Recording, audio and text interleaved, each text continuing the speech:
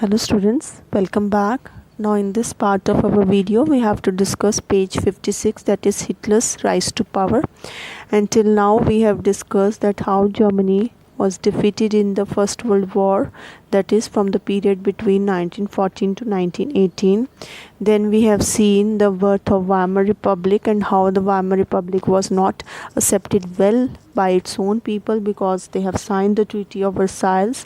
It was harsh and humiliating treaty which was imposed on Germany, and because of this the Germany suffered economic crisis. We have seen the economic crisis was there in the Germany, and then we have seen the depression, the years of depression, and the impact of this depression on Germany, that is the industrial production was reducing and workers were not having their jobs, unemployment was increasing, criminal activities were also increasing, and a certain section of the society were also engulfed with the fear that what will happen in future, how they will manage to survive. Farmers also get affected, women also, they were not able to feed their children. So there was a widespread anger among the German people against the Weimar Republic. And then the political atmosphere also we have seen in Germany, and Weimar Republics seem to offer no solutions to these problems in Germany. And Weimar Republic, I have told you, it was having some inherent defects also, like proportional representation, according to which always the coalition government will be formed, and it is very difficult to work in a coalition government.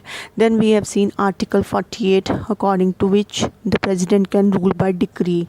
That is, if president imposes emergency, then president can make any law without the approval of the parliament. So all these defects gave political instability in Germany, and now this gave the ground, very much fertile ground, for the dictatorship. So now we will see how Hitler will now rise to power. Now Hitler, he was born in 1889 in Austria. He enrolled himself in army during the First World War. He was great patriot, you can say, for his country. There is no doubt in this. He became corporal in army and earned medals for bravery. He was very disappointed with the German defeat in First World War and with the Treaty of Versailles as well, because as you know, Treaty of Versailles was very harsh and humiliating treaty imposed on Germany. In 1919, he joined German Workers' Party. He took over it and renamed it as National Socialist German Workers' Party, and this party was known as Nazi Party. He was very powerful speaker. That is, he was very good orator. He focused to undo all the injustice done with Germany, promised to build a strong nation, weed out all the foreign influences and conspiracy against Germany. He had a plan and his own vision to achieve his dreams. Now, how did Hitler came in politics and he rise to power? This we have to see. In 1923, he planned to seize control of Bavaria. Bavaria was the southeast state of Germany. In 1923, after France took the control of Ruhr region, then Hitler planned to control the Bavaria, and then he will further march to Berlin to capture power. So this was his plan, that I will first control Bavaria and then I will march to Berlin to capture the power from the Weimar Republic. So this was the plan of Hitler, but he failed in this plan. So he was arrested for treason for 5 years. After release, along with his Nazi party, he struggled for power. In 1928 elections, Nazi party just got 2.6 votes in Reichstag. During Great Depression, Nazism became a mass movement because of the Nazi propaganda and promises which Hitler made. Propaganda here means how you depict the things, how you spread your ideas among the people, and Nazis had their own ways to do the things. You can say propaganda can be publicity also. And by 1932 election, Nazi party got 37% votes in Reichstag. So Nazi party became the largest party in the parliament. Now page 57 of your book, Hitler was a powerful speaker, I told you. His passion and his words move people. He promised to build a strong nation. He promised employment for those looking for work. He promised secure future for the youth. Nazi propaganda and promises made by Hitler gave him a chance to rise. Hitler devised new style of politics in form of disciplined Nazi party. Nazis held massive rallies and public meetings to demonstrate the support for Hitler. The red banners with the swastik sign, Nazi salute, the ritualized round of applause after the speeches were all part of his show of power. Ritualized round of applause means after powerful speeches of Hitler, people used to shout and clap as a ritual. All these tactics used by Hitler infused a sense of unity among the people. Page 58 of your book. Now, this all was done skillfully to project Hitler as a messiah. So, I told you Nazi propaganda, whatever tactics Hitler was using during his speeches, the red banners, swastik signs, Nazi salute, ritualized round of applause. So, all this was done skillfully to project Hitler as messiah. This captured the imagination of the people whose sense of dignity and pride had been shattered. Common people at that time was suffering a lot. Sense of dignity was ruined of the people. So if anybody talks great about their nation, obviously people will support that person. So the crisis in economy, polity, society formed the background to the Hitler's rise to power. Continuing from the same page 58, destruction of democracy. Now we have to discuss. On 30th January 1933, President Hindenburg, he offered chancellorship to Hitler. President is head of the state and chancellor is political head. Real power lies with chancellor only. After coming to power, Hitler started dismantling democracy. Mysterious fire in the German parliament broke out.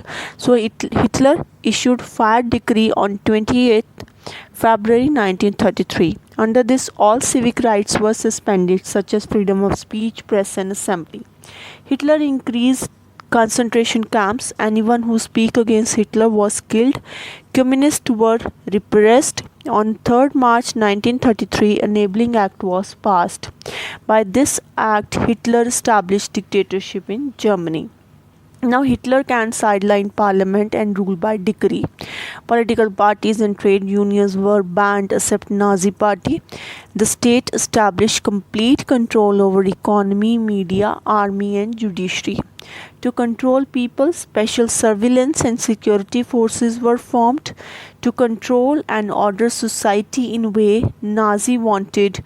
So the regular police and SA, that is stormtroopers, Gestapo, that is the secret state police, the SS, that is protection squad, criminal police and security service were established. So these many agencies were established in order to control and order the society in the way Nazi wanted. Extra constitutional powers were given to these agencies. This made Nazi state the most dreaded criminal state. People were tortured, arrested without any legal procedure. Page 59 of your book. Here we have to discuss reconstruction. So let's see the economic reconstruction first. Power and prestige comes with money only, but Germany was not having any money. So Hitler assigned the responsibility of economic recovery to the economist Helmut Schast. He was the finance minister. So question arises, what was done by Helmut Schast? He aimed at full production and full employment through a state-funded and work creation program. That is, government will set up infrastructure and provide employment to the people. So in order to provide employment and in order to promote economic growth, they started setting up projects which produced the famous German superhighways and the people's car, the Volkswagen. Let's see now the political reconstruction. So this was the economic reconstruction earlier, and the responsibility was given to the economist Helmut Schast. Now the political reconstruction. Hitler required quick successes in his foreign policy. He pulled Germany out of League of Nations in 1933 as he don't want to work under any pressure of any organization. He reoccupied the Rhineland in 1936. He integrated Austria and Germany in 1938 under the slogan one people, one empire and one leader. As in Austria, most of the German speaking people were living, so he integrated Austria with Germany. Similarly, he captured German-speaking Sudetenland from Czechoslovakia. But now question arises why England and other powers were allowing all this. England was giving indirect support but not speaking anything against Hitler because they considered Versailles' verdict too harsh. But Hitler did not stop here. But Halsemer Schast, he advised Hitler not to invest heavily in rearmament. Rearmament means the process of building up new stock of military weapons. Why Halsemer Schast did so? Because German economy was running on deficit financing.